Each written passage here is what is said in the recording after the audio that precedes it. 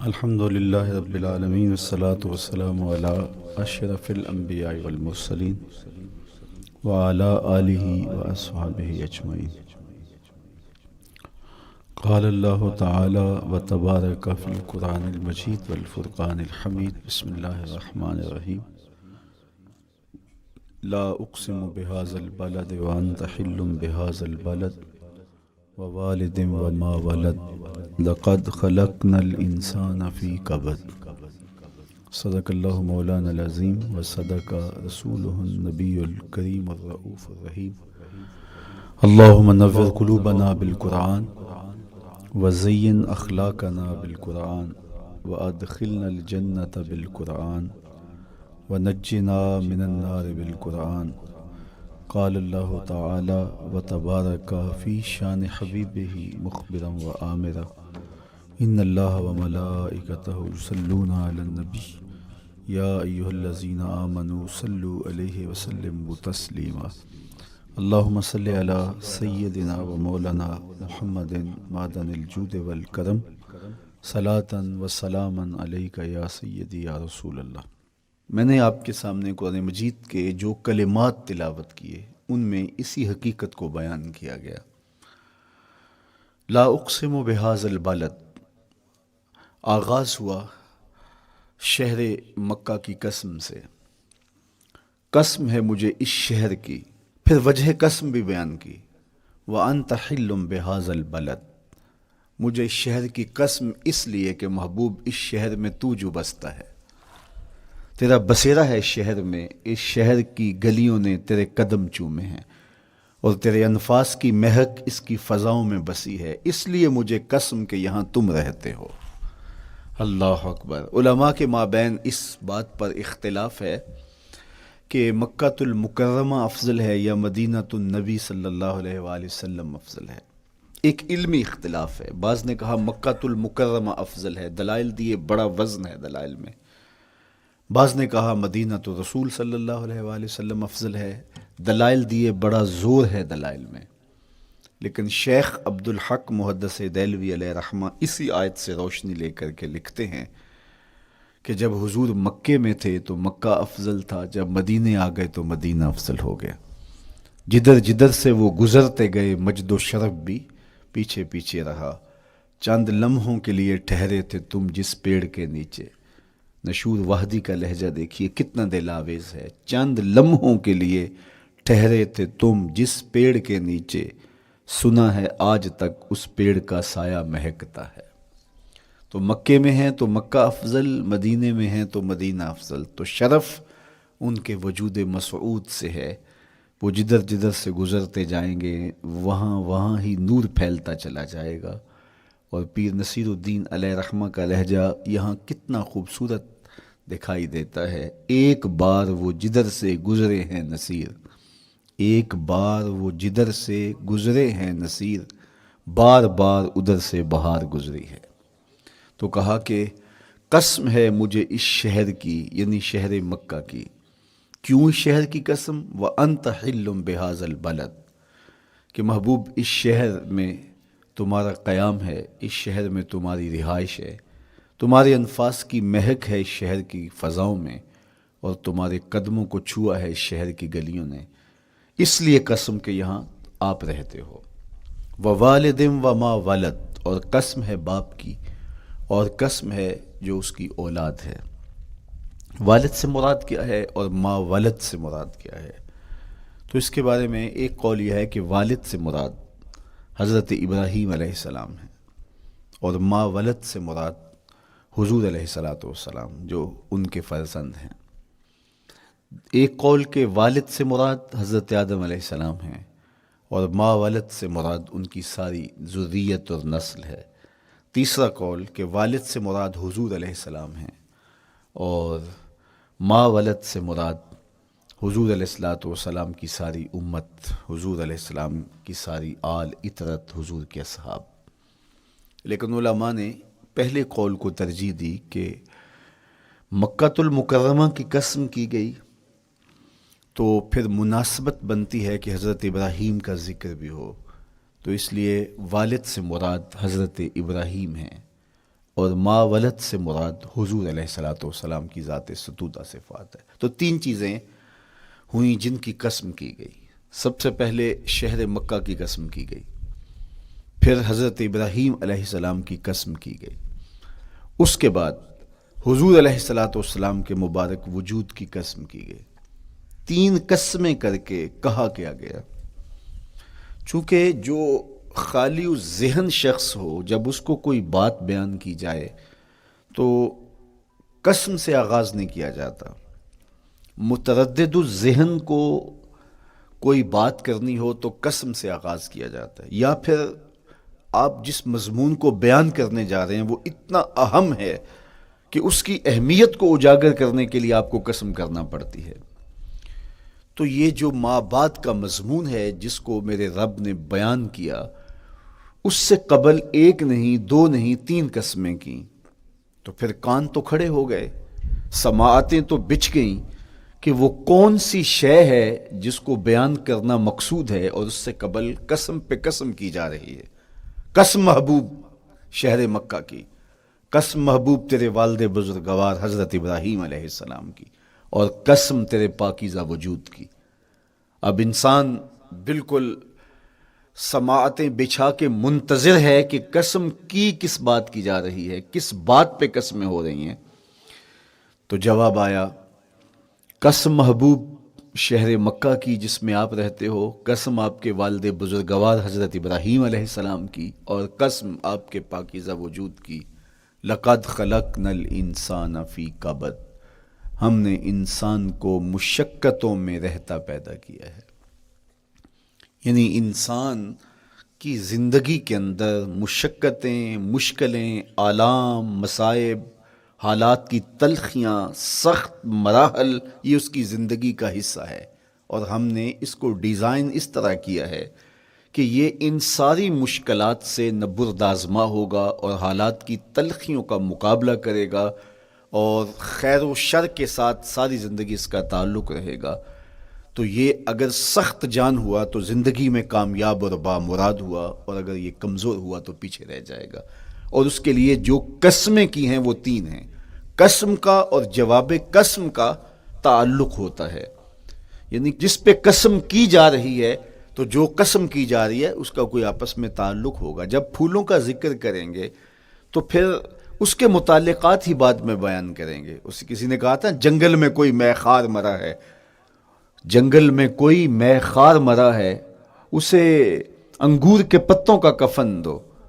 میاں جنگل میں مرنے والے شخص کو کسی اور درخت کے پتوں کا بھی تو کفن دیا جا سکتا ہے، لیکن صاحب مرنے والا مے خار ہے، اور شراب کشید کی جاتی ہے انگور سے، تو اس کو تو ٹھنڈ تب بھی پڑے گی کہ انگور کے پتوں کا کفن دیا جائے۔ تو مناسبات ہوتی ہیں۔ تو اب جب قسم کی گئی تو قسم تین چیزوں کی گئی، اور اس کی جواب قسم سے مناسبت کیا بنتی تھی؟ انسان کو مشقتوں میں رہتا پیدا کیا گیا، حالات کی تلخیوں سے گزرتا ہے، سخت تربیتی مراحل سے اس کو گزرنا پڑتا ہے۔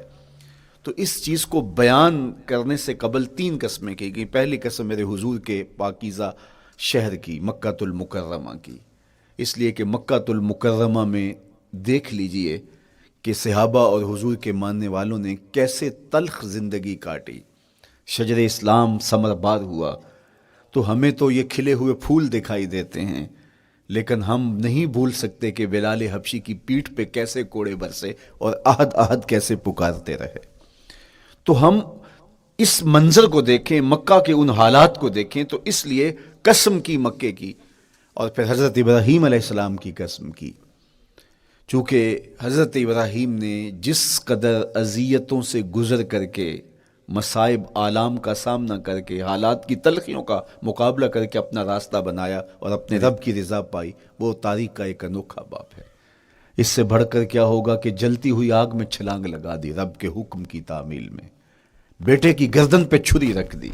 یہ تماشا لب بام نہیں تھا، منا کی وادی میں وہ انوکھا واقعہ رقم ہوا کہ آج بھی تاریخ انگشت بدندہ ہے کیا ایک باپ، اور وہ اس بیٹے کو ذبح کرنے کے لیے آمادہ ہو گیا جو اس کی آنکھوں کا نور ہے اور دل کا قرار ہے، رب سے مانگ مانگ کے لیا، لیکن تعمیل ارشاد میں اس بیٹے کی گردن پہ چھری رکھنے کے لیے باپ تیار ہو جاتا ہے اور اس کو ذبح کرنے کے لیے آمادہ ہو جاتا ہے، حتیٰ کہ بیٹے کو لٹا لیتا ہے اور ہاتھ میں چھری پکڑ کے بیٹے کی گردن پہ رکھ کے پوری ہمت کے ساتھ جب چھری چلاتا ہے تو آواز آتی ہے فلما اسلم وتلہ للجبین ونادیناہ ان یا ابراہیم قد صدقت الرؤیا انا کذالک نجزی المحسنین۔ ابراہیم بس کرو، تم نے واقعی خواب پورا کر دکھایا۔ اپنی بیوی کو، اپنے نو مولود بچے کو وادی غیر ذی زرع میں چھوڑ آنا، جہاں کچھ بھی میسر نہیں تھا، یہاں آپ کو آپ کے ماں باپ چھوڑ کے جاتے ہیں، ایک خوبصورت آسودہ ماحول ہے، اور آپ کو جس مقصد کے لیے چھوڑ کے جا رہے ہیں تو وہ مقصد بھی آپ کی اور ان کے پیش نظر ہے، لیکن اس کے باوجود بھی جو ہے وہ آنکھیں نم ہو جاتی ہوں گی کہ ہم اپنی اولاد کو یہاں چھوڑ کے جا رہے ہیں، جبکہ ایک محفوظ پناہ گاہ میں آپ کو چھوڑ کے گئے۔ آپ کی تربیت کرنے والا ایک جو ہے وہ توانا طبقہ اور ایک توانا جو ہے وہ سٹاف موجود ہے جو آپ کی فکری، ذہنی، بدنی تربیت کے لیے کوشاں ہیں، لیکن اس کے باوجود بھی والدین محسوس کرتے ہیں لیکن اپنے نو مولود بچے کو وہاں چھوڑ کے جانا جہاں آب و دانہ بھی میسر نہیں تھا۔ مورخ اسلام فی جلندری نے اس وادی کا نقشہ کھینچتے ہوئے کہا، وہ وادی جس میں وحشت بھی قدم رکھتی تھی ڈر ڈر کے، جہاں پھرتے تھے آوارہ تھپیڑے بادے سر سر کے، جہاں پر گھاس اگتی تھی، جہاں نہ پھول کھلتے تھے، مگر وہ سرزمیں تھی آسماں بھی جھک کے ملتے تھے۔ تو اس وادی میں چھوڑ کے آنا، حضرت ابراہیم نے جو امتحانات دیے، اس لیے ان کی قسم کی، چونکہ جواب قسم کا تعلق بنتا ہے تو قسم ابراہیم کے پاکیزہ وجود کی کہ جنہوں نے دکھ سہے، تکالیف آلام گوارا کی، لیکن پائے ثبات میں لغزش نہیں آنے دی۔ تیسری قسم میرے حضور کے پاکیزہ وجود کی فرمایا جتنے دکھ مجھے دیے گئے، جتنی اذیتیں مجھے پہنچائی گئیں، اتنی کسی کو نہیں دی گئیں۔ پیدا ہوئے تو حضور کے باپ کا سایہ سر پہ نہیں تھا، پھر اس کے بعد حضور مختلف مراحل سے گزرے۔ 6 سال کی عمر میں ماں کا انتقال ہو گیا۔ جب راہ حق میں لوگوں کو دعوت رشد و ہدایت دینے نکلے تو جو لوگوں کے رویے تھے اور جو اذیتیں لوگوں نے پہنچائیں وہ ایک الگ باب ہے۔ مکے کی گلیوں سے لے کے طائف کے بازاروں تک جن اذیتوں سے میرے حضور گزرے، ام المومنین سیدہ عائشہ رضی اللہ تعالیٰ عنہ فرماتی ہیں ایک دن حضور کی بارگاہ میں حاضری تھی تو ہم نے عرض کیا حضور کیا احد کے دن سے سخت دن بھی زندگی میں کبھی گزرا ہے؟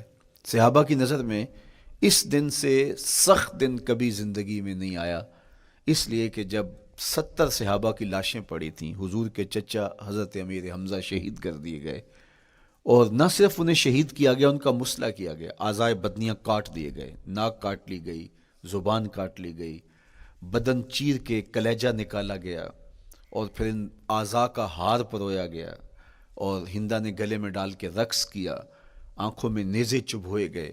تو یہ دردناک دن تھا۔ تو حضور کے سر انور پہ سفید رنگ کی پٹی بندھی تھی اور چشمان رحمت میں آنسو تھے، اور بار بار فرماتے تھے ما فعل امی، میرے چچا کی کہانی سناؤ۔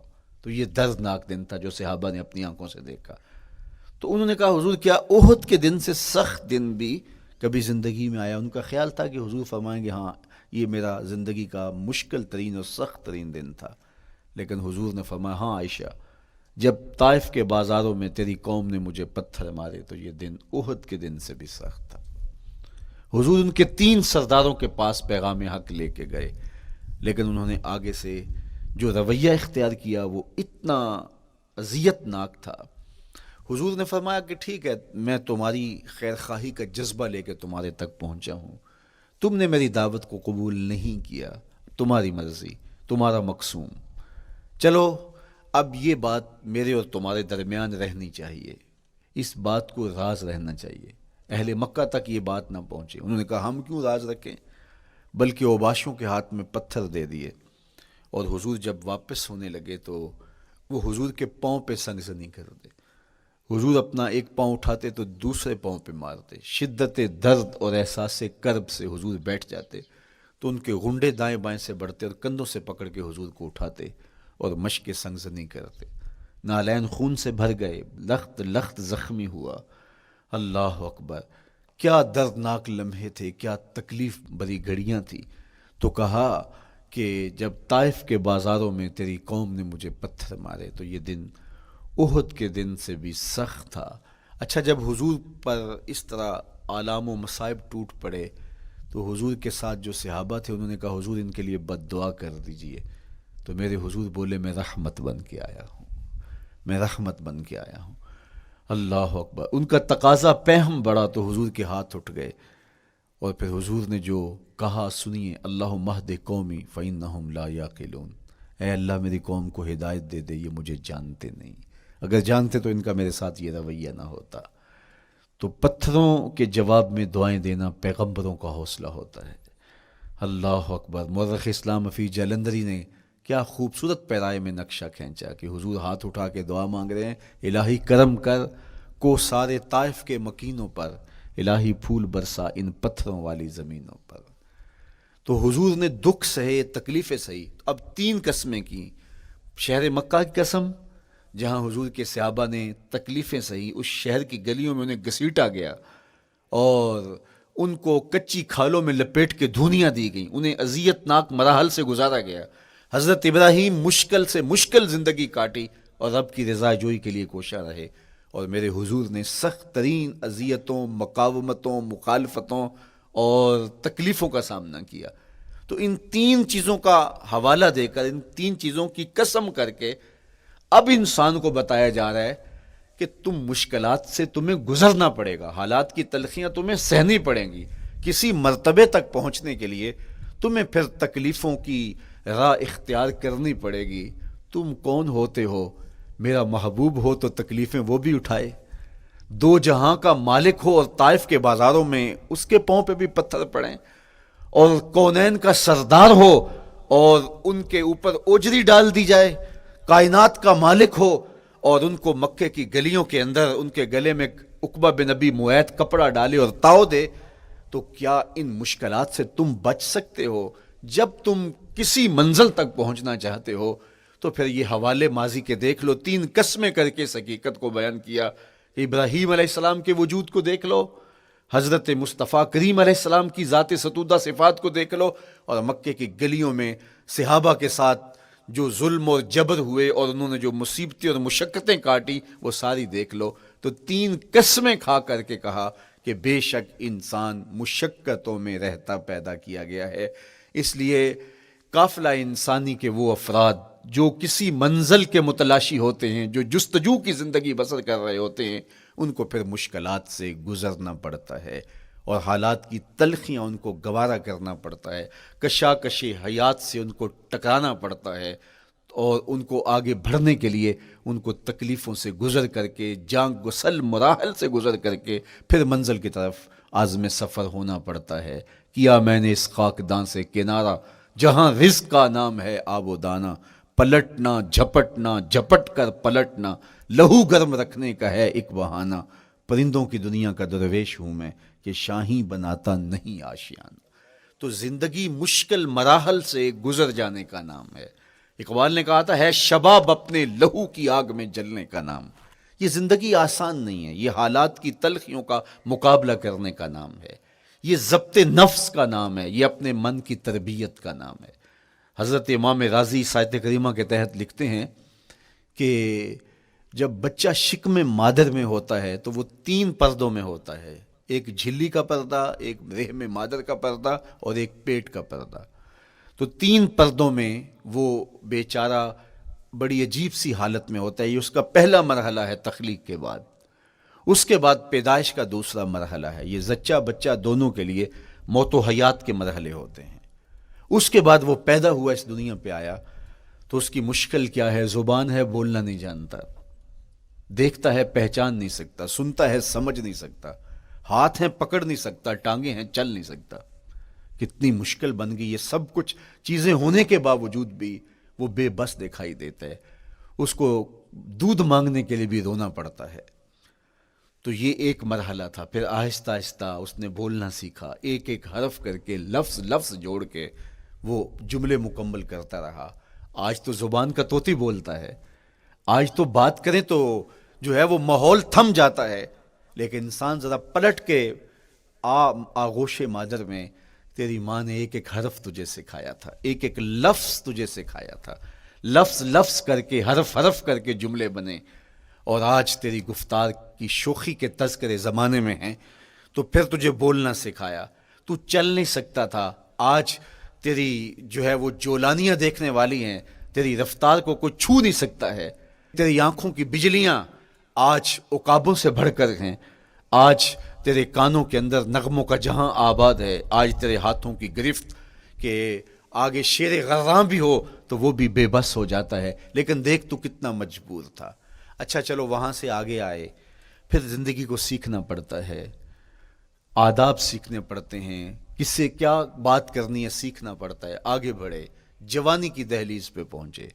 جوانی انسان کی زندگی کا بانکپن ہوتا ہے، عروج ہوتا ہے، اللہ اکبر، لیکن جوانی کو تقدس معاب رکھ کے منزل تک پہنچانا یہ سب سے مشکل مرحلہ ہوتا ہے، چونکہ جذبات بے قابو ہیں، خواہشیں آوارہ ہیں، اور تا حد نظر نظارے ہی نظارے جو دل کو کھینچتے ہیں۔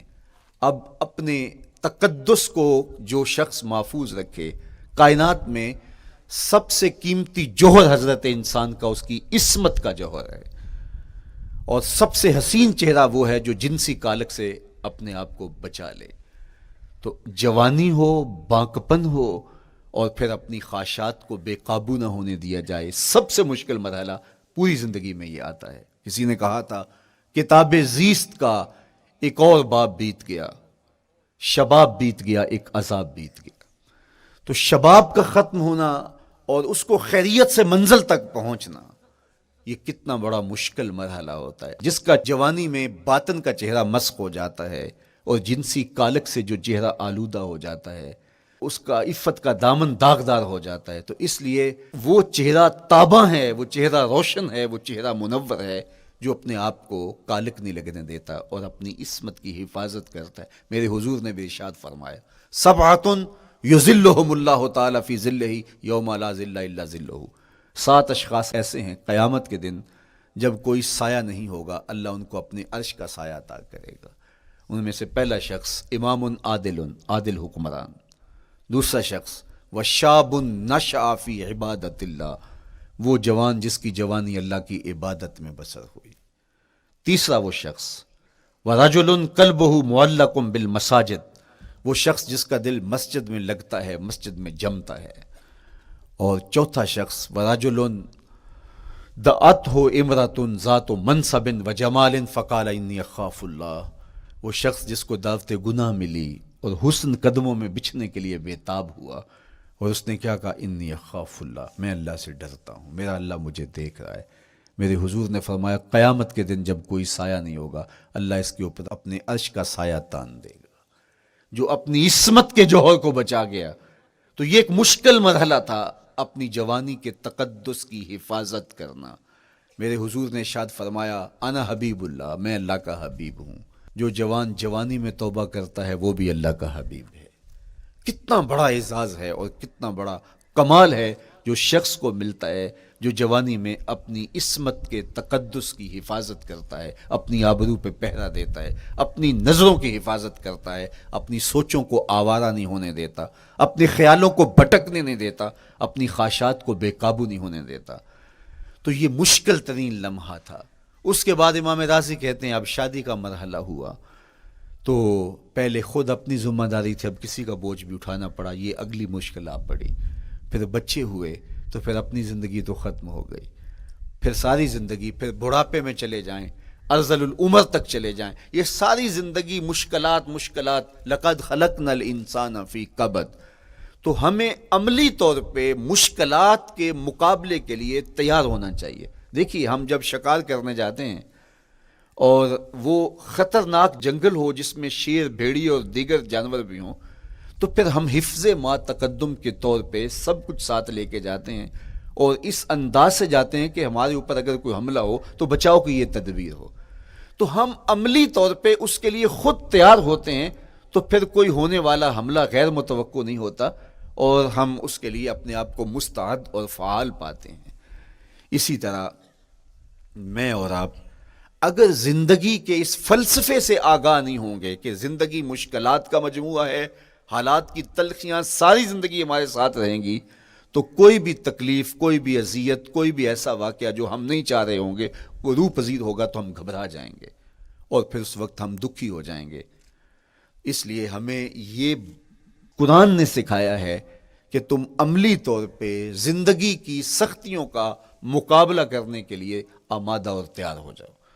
قرآن مجید میں جو صبر کا لفظ ہے اس کا مفہوم یہ ہے کہ حالات کی جو تلخیاں تمہارے اوپر آتی ہیں، وہ غربت بھی ہو سکتی ہے، وہ بیماری بھی ہو سکتی ہے، وہ لوگوں کی عداوت اور دشمنی بھی ہو سکتی ہے، وہ اور بہت ساری چیزیں ہوتی ہیں، وہ جنگوں کی حالت کا بپا ہو جانا اور تمہارا دشمنوں کے نرغے میں گر جانا، یہ سب کچھ ہو سکتا ہے۔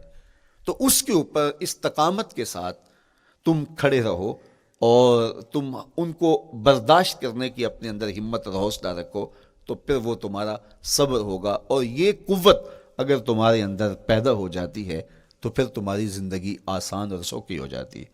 لیکن اگر یہ دولت تمہیں نصیب نہیں ہوتی تو پھر ساری زندگی دکھوں اور شکووں سے بھری رہتی۔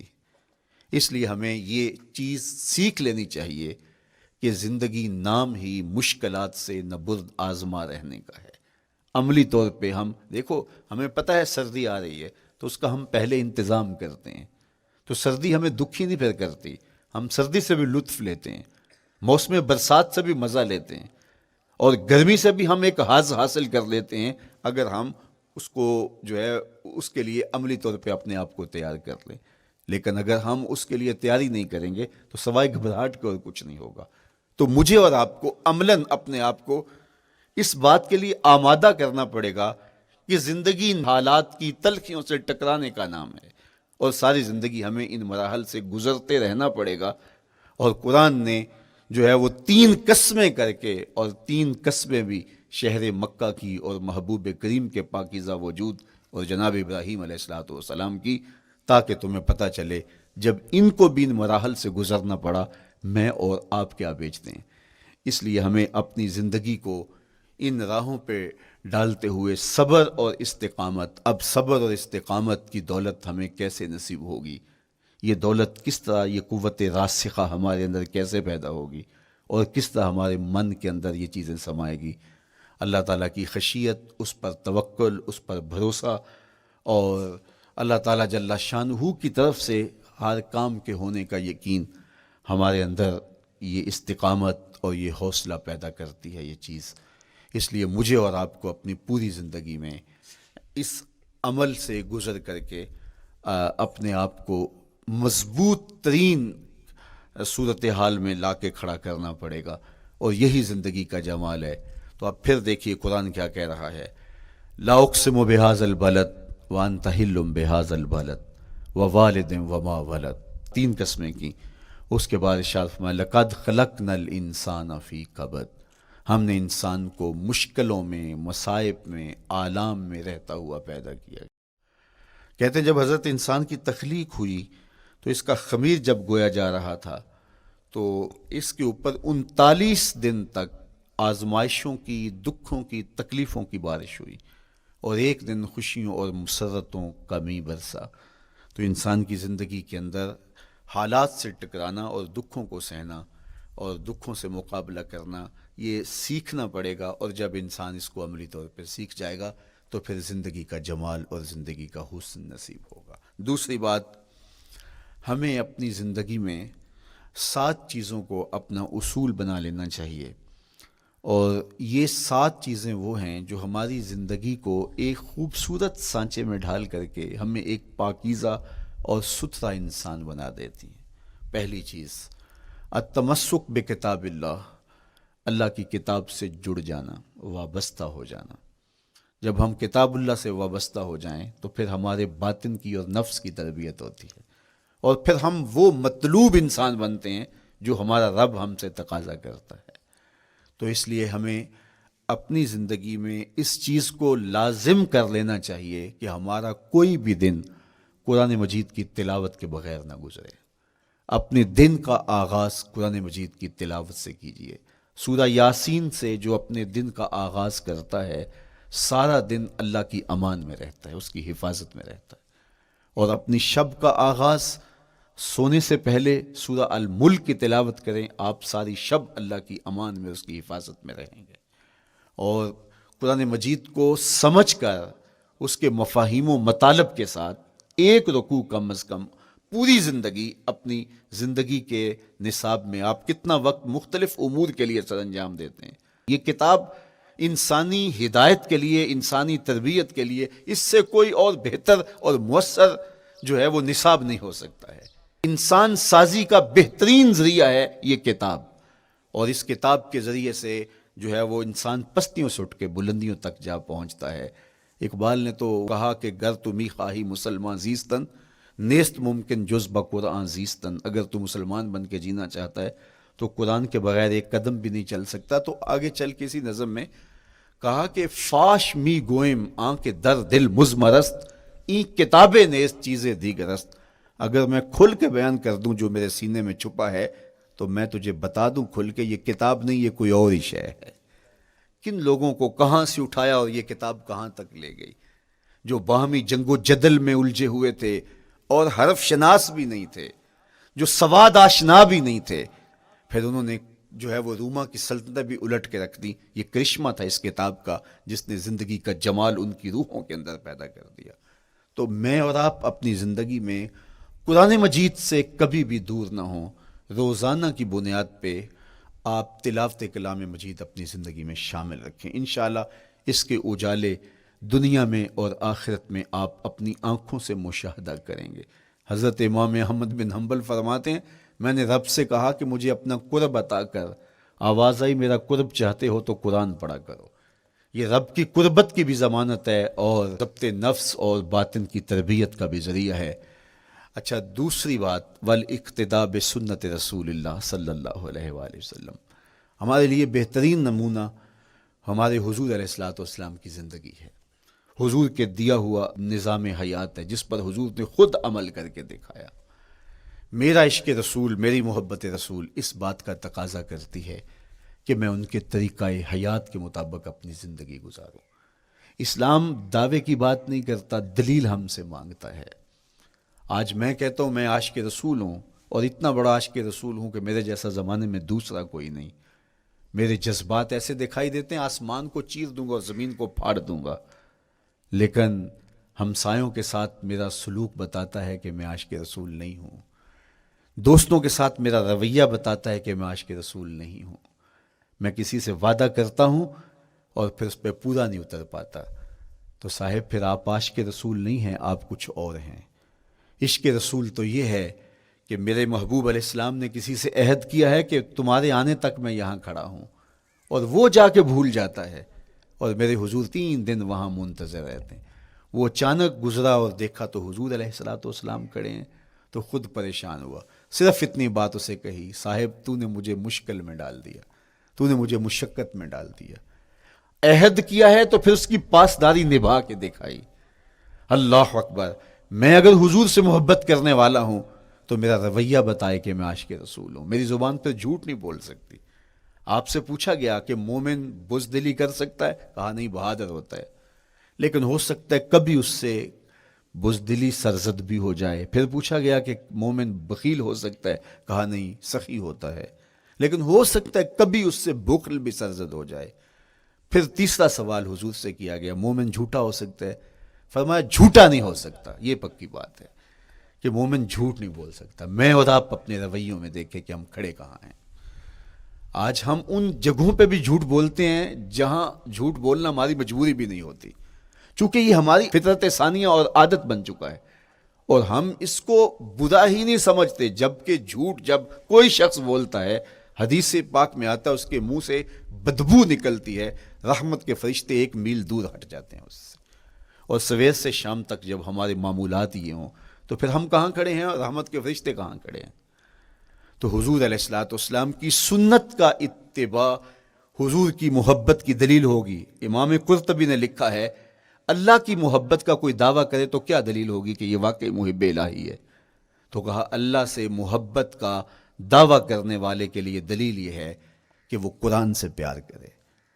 قرآن سے پیار اور قرآن سے محبت کی دلیل یہ ہے کہ حضور کا پیار سینے میں رکھے. حضور سے محبت کی دلیل یہ ہے کہ سنت رسول سے پیار کرنے والا ہو, اور سنت رسول سے پیار کرنے کی دلیل یہ ہے کہ بدعات سے اجتناب کرنے والا ہو. ہر وہ طریقہ جو میرے حضور نے نہیں دیا اس کو اختیار نہ کرے, اس طریقے کو اختیار کرے جو حضور علیہ الصلوۃ والسلام کا عطا کرتا ہے. تیسری بات, عقل الحلال. یہ وہ بنیادی اصول ہیں جو ہماری زندگیوں میں اتر جانے چاہیے, اور ہم ایک صالح اور خوبصورت انسان بن کے اس معاشرے کا حصہ بن سکتے ہیں. عقل حلال زندگی میں شامل ہو تو زندگی کو جمال نصیب ہوتا ہے, اور باطن اور ظاہر کو طمانینت نصیب ہوتی ہے. اگر رزق پاک نہیں ہے تو آپ کعبے بھی جائیں تو وہاں بھی آپ محروم پلٹیں گے. میرے حضور علیہ الصلوۃ والسلام نے فرمایا, ایک بندہ لمبا سفر کر کے گیا, اشعث اغبر کے لفظ ہیں کہ اس کے بال بکھرے ہوئے ہیں, سفر کی گرد پڑی ہوئی ہے, اور لباس بھی پھٹا ہوا ہے, شکستہ حالت, پراگندہ صورت, اور کھڑا ہے کعبۃ اللہ کے سامنے. یمد یدیہ, دونوں ہاتھ لمبے کر کر کے دعا مانگ رہا ہے, اور کیا کہتا ہے, اے اللہ ومطعمہ حرام ومشربہ حرام وملبسہ حرام وغذی بالحرام. فرمایا اس کا کھانا حرام کا ہے, اس کا پینا حرام کا ہے, اس نے جو لباس پہنا ہے وہ حرام کا ہے. میرے حضور فرماتے ہیں بتاؤ اس کی دعا کیسے قبول ہوگی. اب لمبا سفر کاٹ کے حرم کعبہ میں پہنچے, غلاف کو پکڑ پکڑ کے دعائیں کر رہا ہے, لمبے لمبے ہاتھ کر کے دعائیں مانگ رہا ہے, ملتزم سے لپٹا ہوا ہے, حتیم میں سجدہ ریز ہو کے رو رو کے دعائیں مانگ رہا ہے, لیکن دعا قبول نہیں ہوتی. کیوں؟ اس لیے کہ اس کے پیٹ میں لقمہ حرام کا ہے, اس کے بدن پہ لباس حرام کا ہے. تو اسلام نے جتنا زور حلال کمانے, حلال کھانے اور حلال اختیار کرنے پر دیا ہے, تو ایک مومن اگر اسلام کے مبادیات سے بھی آگاہ ہو تو اس کی تو زندگی کے اندر جو ہے وہ حرام گھس ہی نہیں سکتا ہے, بلکہ وہ مشکوک سے بھی اجتناب کرے. چوتھی چیز, کف الاذی. اپنے آپ کو ایسا بناؤ کہ تمہارے وجود سے کسی کو ضرر اور تکلیف نہ پہنچے. ہمارا اسلام تو ہمیں یہ بتاتا ہے کہ تم پیاز یا لہسن کھا کے مسجد میں نہ جاؤ کہ تمہارے منہ سے جو سمیل آتی ہے اس سے کسی کو تکلیف نہ پہنچے. تو یہ اسلام کی دی ہوئی تعلیمات ہیں کہ مسجد میں بھی جانا ہے تو اپنے آپ کو دیکھو کہ تمہاری حالت کیا ہے, تمہاری وجہ سے کسی کو تکلیف نہ پہنچے. تمہارے رویے اتنے خوبصورت ہوں, تمہارے ہمسائے بتائیں کہ یہ واقعی مسلمان ہے. مسلمان کی تعریف کی گئی, المسلم من سلم المسلمون من لسانہ و یدہ. مسلمان کون ہے؟ جس کے ہاتھ سے, جس کی زبان سے دوسرا مسلمان بھائی محفوظ ہے, تو وہ مسلمان ہے. اللہ اکبر.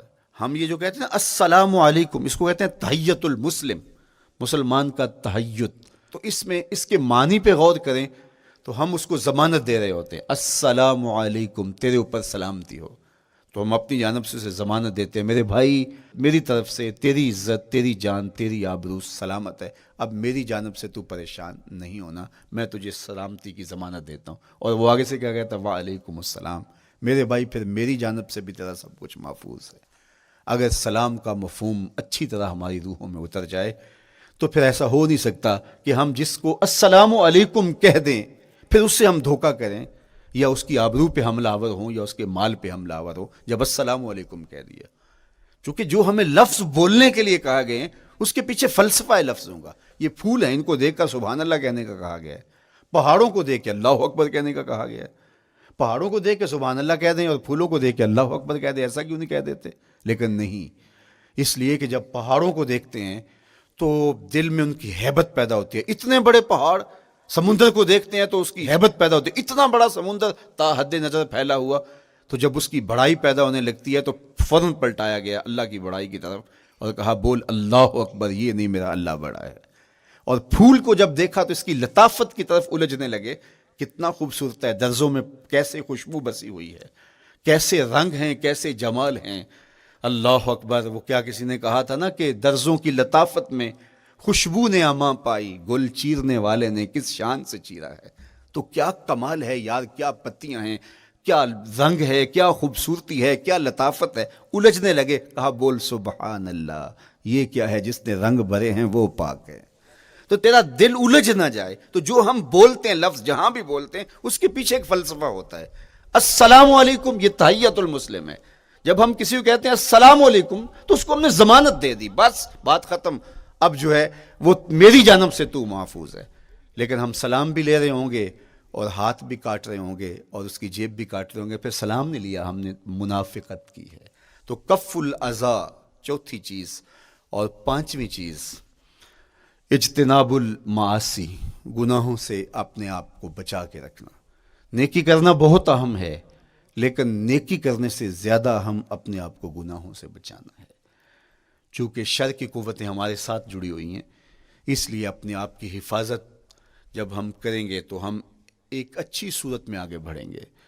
اور چھٹی چیز وہ ہے التوبہ، توبہ تسلسل کے ساتھ کرتے رہیے۔ یہ تصور کہ بڑھاپے میں توبہ کریں گے، یہ تصور کہاں سے آیا؟ یا ہمارے ہاں آج کل یہ کلچر پیدا ہوا ہے کہ لیلۃ القدر یا شبرات کے دن سارے جڑ کے توبہ کرنے بیٹھ جاتے ہیں اور پورا سال اپنی مرضی کی زندگی گزارتے ہیں۔ ایسا نہیں ہے۔ میرے حضور کے دامن پہ ایک بھی گناہ کا دھبا نہیں تھا۔ ہم نبیوں کی عصمت کے قائل ہیں، کسی نبی پر کوئی گناہ کا دھبا نہیں ہوتا۔ اگر اس امکان کو بھی تسلیم کر لیا جائے تو ساری شریعت مشکوک ہو جاتی ہے، لیکن اس کے باوجود حضور فرمایا میں دن میں اللہ سے 100 بار توبہ کرتا ہوں، ایک دن میں 100 مرتبہ توبہ کرتا ہوں۔ میں اور آپ دیکھیں کہ ہم کیا اس معمول کو اپنی زندگی میں شامل کیے ہوئے ہیں۔ جب انسان توبہ کرتا ہے، جب غسل کر لیتا ہے نا ایک دفعہ، تو پھر وہ بچ بچ کے چلتا ہے کہ کوئی گرد دوبارہ پڑ نہ جائے، اور جب وہ لتھڑا ہوا ہو تو پھر اس کو پرواہ بھی نہیں ہوتی۔ اس لیے ہمیں بار بار غسل کرنے کی، بار بار توبہ کرنے کی تلقین کی گئی ہے، تاکہ ہم پھر نئے گناہوں سے بچتے رہیں گے۔ تو اپنی زندگی میں توبہ کا تسلسل کیجئے، شام سویرے صبح بار بار اللہ سے توبہ کی اور رجوع کیجئے۔ اور آخری چیز ادا الحقوق، حقوق کا ادا کرنا۔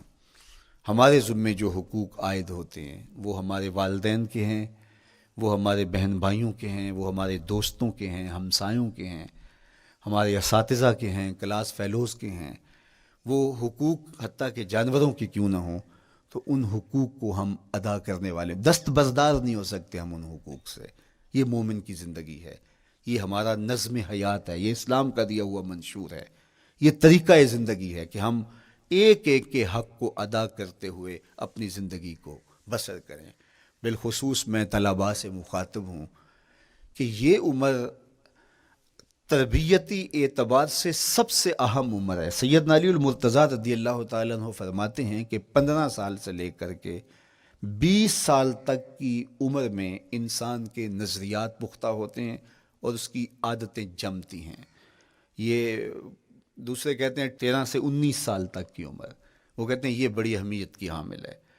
تو 13 سے 19 سال یا 15 سے 20 سال تک کی عمر، بعض کا تو ہوتا ہے کہ ابھی بچے ہیں، ماں باپ بھی سستی کرتے ہیں کہ ان کو تہجد کا عادی اب کیوں بنائیں، ابھی تو یہ بچے ہیں، ان کو ان چیزوں سے، چھوٹی چھوٹی چیزوں کا عادی اب کیوں بنائیں، جب بڑے ہوں گے، سمجھدار ہوں گے، ذمہ داریوں کا بوجھ آئے گا، سب کچھ کر لیں گے۔ تو پھر اس وقت کرنا مشکل ہوتا ہے، پھر کر نہیں پاتا بندہ۔ تو جو سیکھنا ہے، جو عادتیں پختہ کرنی ہے، وہ اسی زندگی میں ہوتی ہیں۔ تو یہ آپ کا ایک موقع ہے، آپ کو ایک ماحول فراہم ہوا ہے۔ آپ کے ہمسائے آپ کے کلاس فیلوز ہیں جو آپ کے ساتھ کمرے میں رہ رہے ہیں۔ ہمسائیگی کے حقوق ادا کرنے کا جو انداز ہے وہ یہاں ہی سیکھیے اور اپنے اندر اس کو متحقق کیجیے اور پختہ کیجیے۔ اسی طرح اپنے گفتگو کے لہجوں میں شائستگی، اپنے انداز کے اندر خوبصورتی اور اپنے رویوں کے اندر جمال پیدا کرنے کی کوشش کریں۔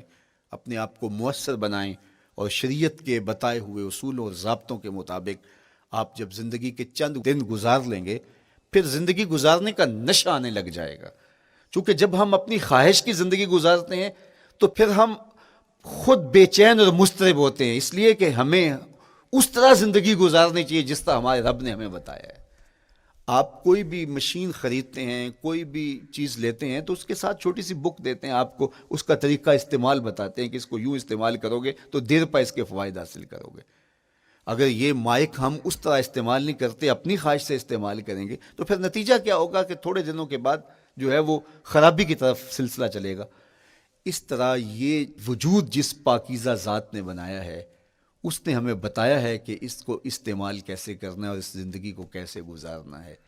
اور پھر انسان کو ایک ماڈل اور نمونہ بھی چاہیے تو کہا نمونہ دیکھنا ہے تو محمد عربی کی ذات دیکھ لو، ادھر دیکھتے جاؤ اور زندگی گزارتے جاؤ، دیکھنا تمہاری زندگی کتنی خوبصورت اور کتنی پروقار گزرتی ہے۔ اللہ آپ کو دنیا آخرت کی برکتیں دے، اپنی پناہوں اور اپنی امان اور اپنی حفاظتوں کا حصار دے، اور آنے والا کل اللہ بہتر فرمائے، میرے وطن کی خیر کرے، میرے ملک کو امن کے اجالے دے، یہاں دہشت گردی کے سلگتے الاؤ ٹھنڈے کر کے امن کی بہاریں پیدا کر دے۔ کی محمد سے وفا تو نے تو ہم تیرے ہیں، یہ جہاں چیز ہے کیا لوح و قلم تیرے ہیں۔ وآخر دعوانا ان الحمدللہ۔